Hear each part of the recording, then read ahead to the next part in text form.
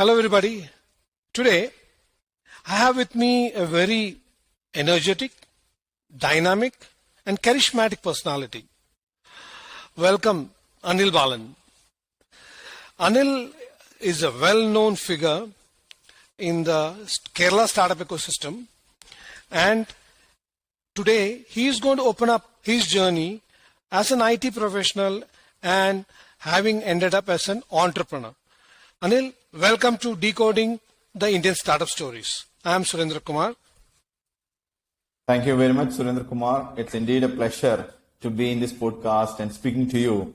And the topic that you chose right now is pretty close to my heart, right? Thank you very much. It's my pleasure. Great, Anil.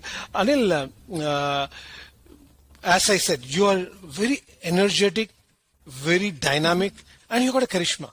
People get attracted to you. So what is the reason behind it? My God, that's a big statement that you're making. I'm not a dynamic person, but probably, there is some sort of energy that I'm able to give it to my, team or my people, right? And probably that's one of my strengths, right? Starting from the young age, from college itself, right? So let me put it in a very simple way, my journey, right? Started from Government Engineering College, Raipur. Now it's NIT. Right, under Pandit Ravi Shankar University in Raipur, and then after the completion, like any young guy, started traveling. Was in Delhi. From Delhi, my journey to abroad started. Worked in Middle East for a couple of years, and then back. And having worked with multinationals, stayed in US, and a lot of like any IT guy would have traveled his life across Europe, US. Was in US for about 6.5 years, and then back in Bangalore.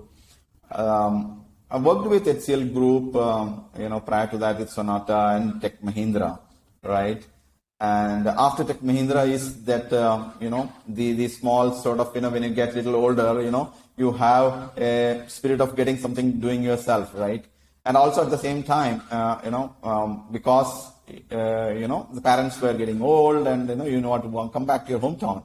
I returned I came back to Calicut, right, from Bangalore and settled in Kozhikode at this point in time.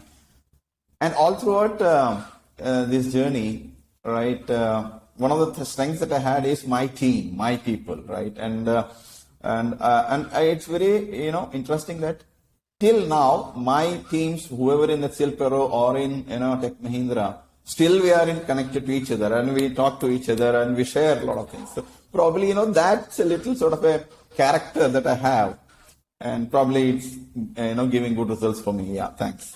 Anil, that is wonderful because, not every other person has this character. Okay, you can have so many qualities, but being dynamic, having a charisma is different. Anil, you have it. Anil, a couple of things. You can call me Surendra. No need for the Surendra Kumar. Surendra Kumar not required. Yeah. And Anil, you were mentioning that your journey. You're an IT guy. You went to US, Middle East. You work with corporations. Now, and in between, you said as you age, you want to do something on your own. I want to understand here. Entrepreneurship is related to age or is related to your passion or ambition? In general, I would say. Then we will talk about person. Yeah, no, entrepreneurship probably was there in me. That's what I would say, right? From childhood, let's say, my dad, even though he was in railways, he also had an entrepreneurial little bit of mindset, right? So he had his own retail store, right, which was named after my name, when I was a kid, Anil Kirana Store. Oh, right. So he had that in Bhilai. Right. So, and so I think, I had that instinct of being an entrepreneur, little bit of leadership because in college, I was also a union leader for a year of my batch. Right. So I'm not asking which political party. No, it's not political party, but within the college. A college. So we had a college union. Okay. Yeah. So in Bhilai, in North, we are not affiliated to any party, likewise in Kerala. But yeah, so leadership qualities was there and entrepreneurial mindset was there. And I think, even like in my corporate life, the responsibilities that I have handled, whether in HCL or in Tech Mahindra, was like in Tech Mahindra, I was managing a business unit for quality assurance and testing. Right, so it's an independent BU, so you have the capabilities. You have to, you own your P&L, right? So, you have that entrepreneurial skill set. So, I think, and could be that was one of the reasons that I thought of, let me plunge into something new. And subsequently, what I'm doing right now is probably for a good cause, and let's see how it works out, right? So, fingers crossed, but yeah, it's there. Anil, very interesting subject, because you said you plunged into something. Already you had an entrepreneurial blood or mindset or chemistry in you. I need to understand here, plunging at an age wherein you say you need to take care of your parents, your children are grown up, your family is built up, or plunging at an early age wherein your responsibilities are limited. Which is the right, period for an entrepreneurship? I think for an entrepreneurship, right, from my experience and with interaction with a lot of young startups right now across, Bangalore and Kerala, young age is better, but I would prefer some sort of an experience within an industry will add on to, the positive elements of an entrepreneurship. Right. So probably about, couple of years, maybe 2-3 years of working in any of the organizations, because what I feel is when you work in an organization, a lot of processes, the best practices, the methods, you get accustomed to all this stuff, right? And then you can implement those in your startup. And when I see youngsters, who are just passed out of the college, taking up those type of decisions, getting into building a startup, those elements, discipline for that matter. When I say discipline on the accounting, the finance side, on the process side, on the hiring side, right? So those elements it's not that robust. I will not say it's not there, but it's not robust or it's not polished, right? So if you had worked for an organization, probably those elements that you nurture itself. So I think that will give an edge because you understand, how do you interact, how do you work, how do you talk to a customer, how do you talk to your, whoever is your brand, retailer, whoever it is, right? So I think that makes sense. If I put it differently, will a good mentor fill that gap if there's a young entrepreneur with a good ideation?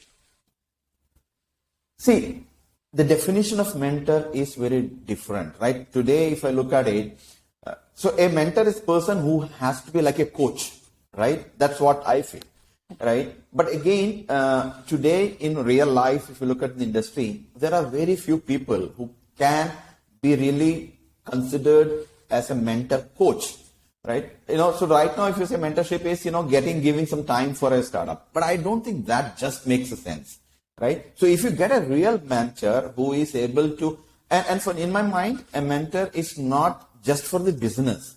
A mentor has to be a person who would help you on 360 degree, right? On the business, on your personal growth, on the areas that you lack, everything, he should be able to, you should be able to devote everything to him and he will direct you to, whatever direction that you're looking forward to.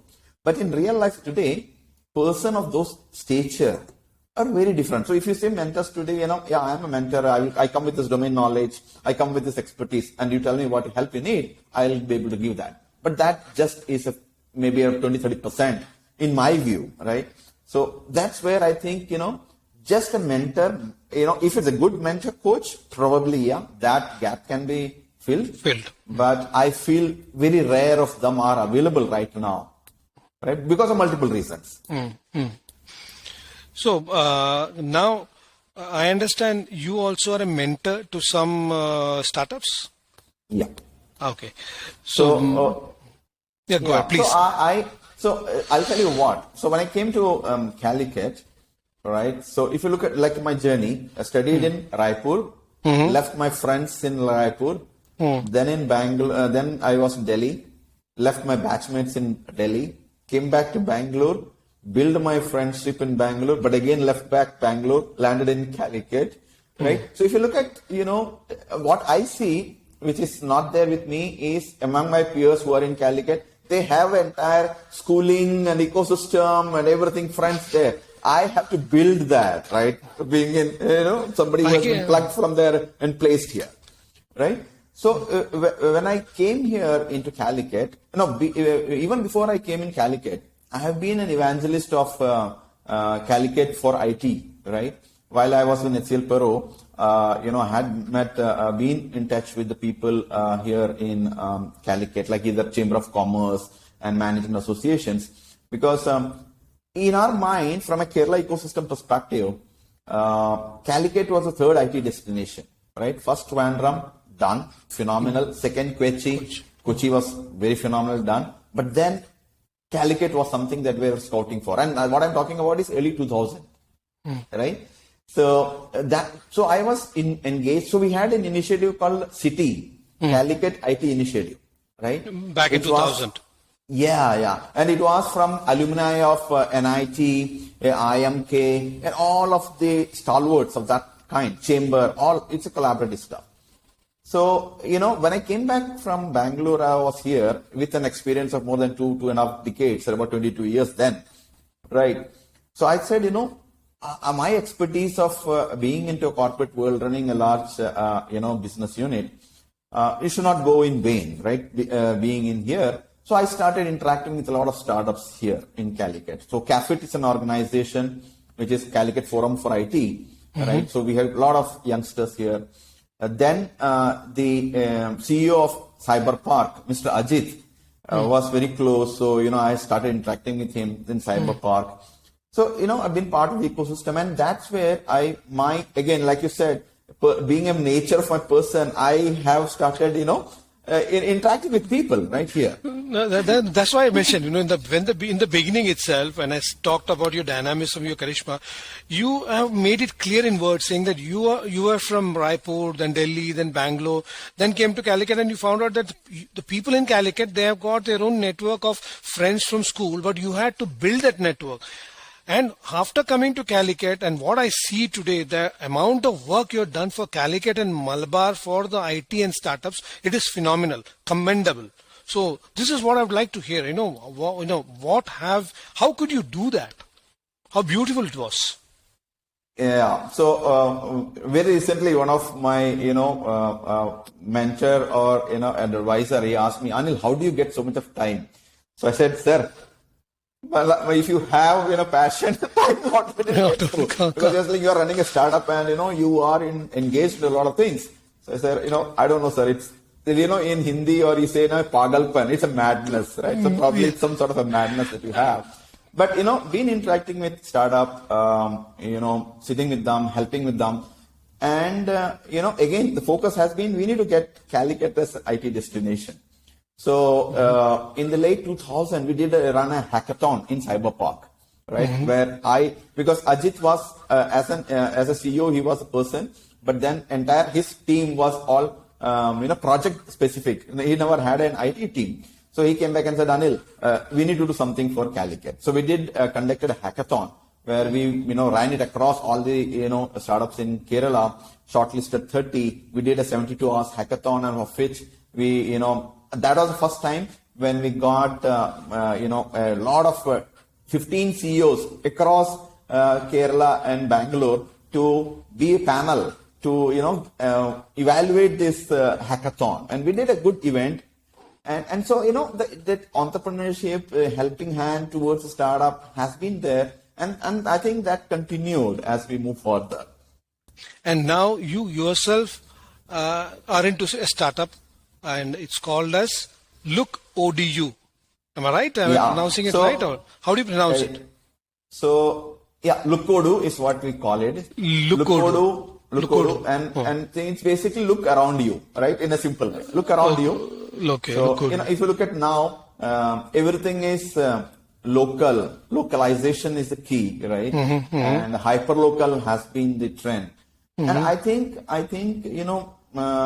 if you look at from an industry, while we all have been hit pretty badly by the pandemic, but it has resulted in a change in the mindset, right? Whether it is a consumer, whether it is a student community, or whether it is we as a parent, right?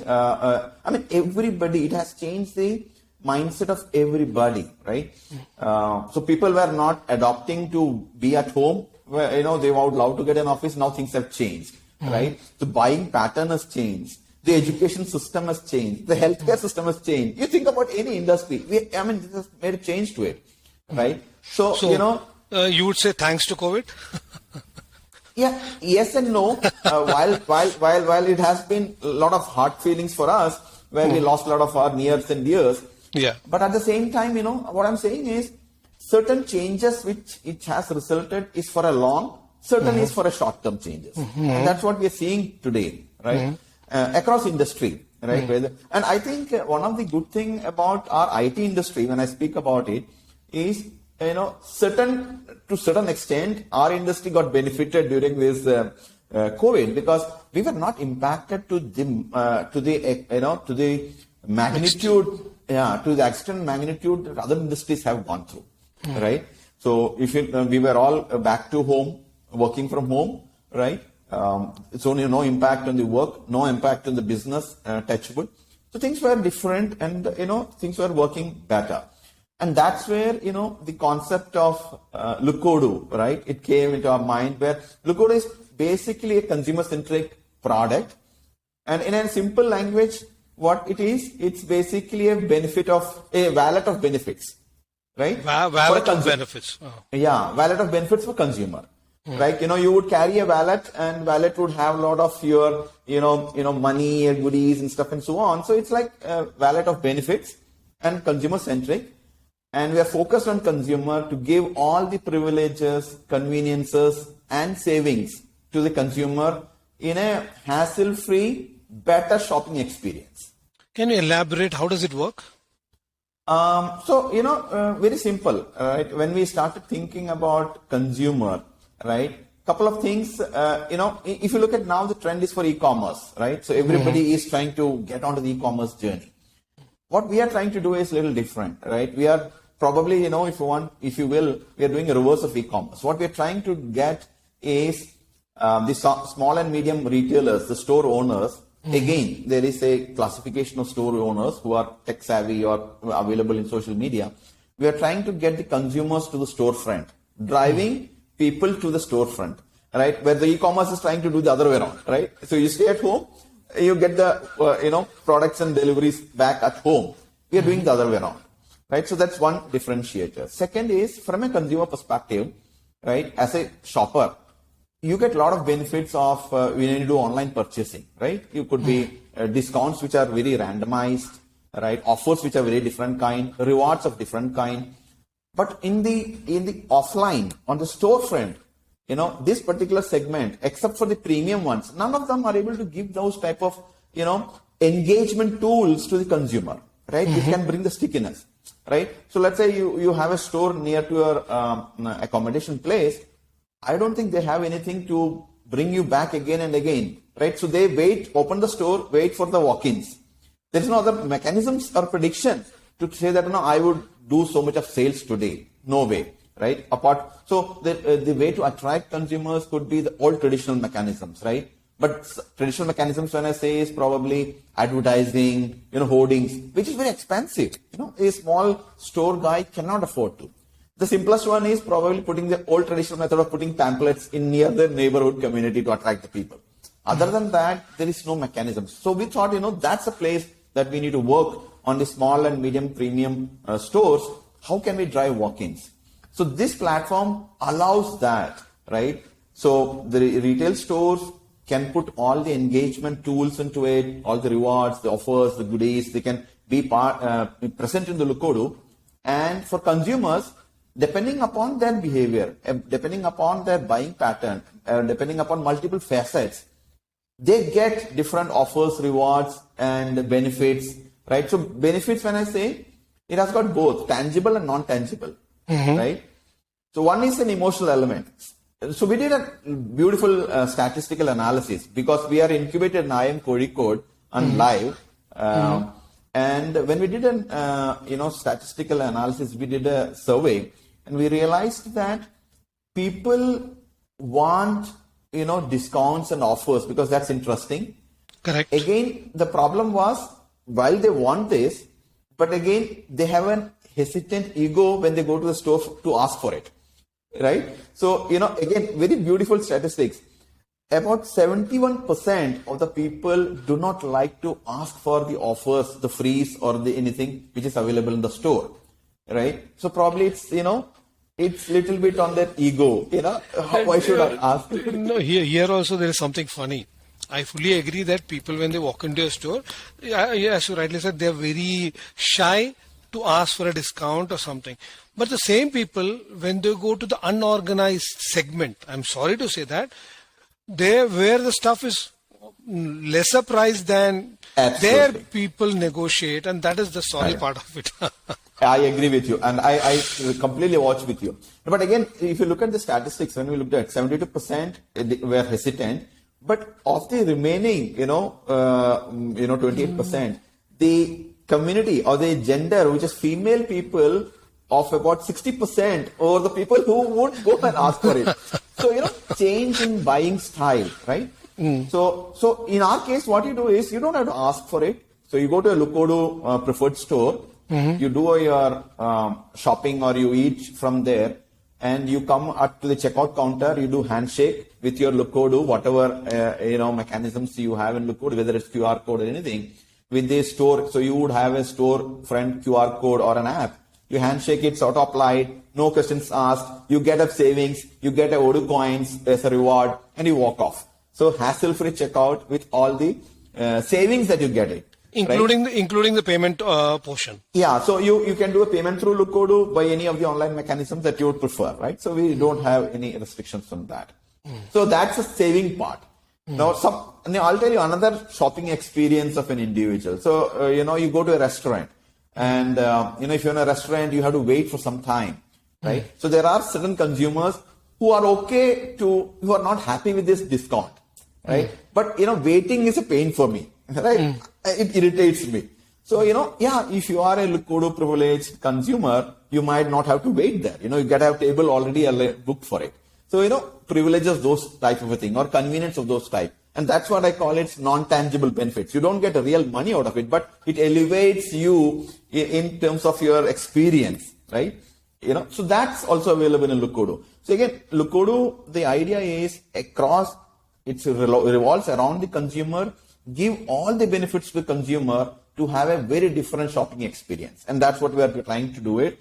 And Touchwood looks to be in a pretty interesting phase right now. Product is being accepted. We are doing good, and hope, we will sit another time to talk about something great which is happening on lookODU. And the name of the company is Splendre, EyeMag Private Limited. The product is lookODU.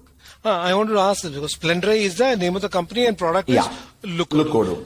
Yes. Hey, Anil, one question here. What about the business people? Are they benefited, or how are they benefited? Yeah, so if you look at from business perspective, so store perspective. Yeah, store perspective. Today what they don't have is a prediction, right? Like I said, I don't have any certainty if so much people are coming in. Right? That's one. Second, they don't have an access to a community of people or a class of people, right? So when I say community, let's say, I want to tap all the chartered accountants or doctors or a social strata of people or a gender. Let's say I'm a beauty care product store, and I want to target females between 22 to 35, 40. They don't have any access to those type of consumers. But lookODU helps with that, right? So because what we are building is a community where of high value shoppers, right, with a behavior of going and interested to do shopping, right? And that's what they're getting access to, right? So that's number two. Third, what they also get is a continuous engagement, right? So we are bringing these guys to the store, and the store guy has got the opportunity to build more relationship with and engagement with this consumer, right? Build the stickiness. So that's where what we have seen is for all the consumers that we have, all the retailers that we onboarded, they're pretty happy with the business model per se, because they are not seeing any fear of losing there, right? So in e-commerce, there's a different. They know that in the long run, e-commerce is going to hit them, but in the current time frame, they're getting more orders, right? So that's good stuff. But on a long run, they know it is eating up their business, right? But we are on the other way around. So we have seen a good traction on the retailer side, and they are offering us very beautiful engagement methods, like in terms of discounts, rewards, all sort of goodies that they would prefer for their consumers to come back to them. Excellent, excellent. And I'm sure there will be an audience for this kind of market, and it will grow. It's word of mouth and convenience, and it will grow. And I'm sure, wishing you all the best for lookODU. Anil, while you were talking, I was thinking of something different. You have done a wonderful job in Malabar, in Calicut in particular, for the IT and startups. Yeah. I know that you are the founding member and president of KSN Global, Kerala Startup Network Global. So, what are your ideas, to replicate, or, how do you plan to bring your success story in Malabar and Calicut to the entire state of Kerala? In general, I don't want you to be detailed, in general. Right.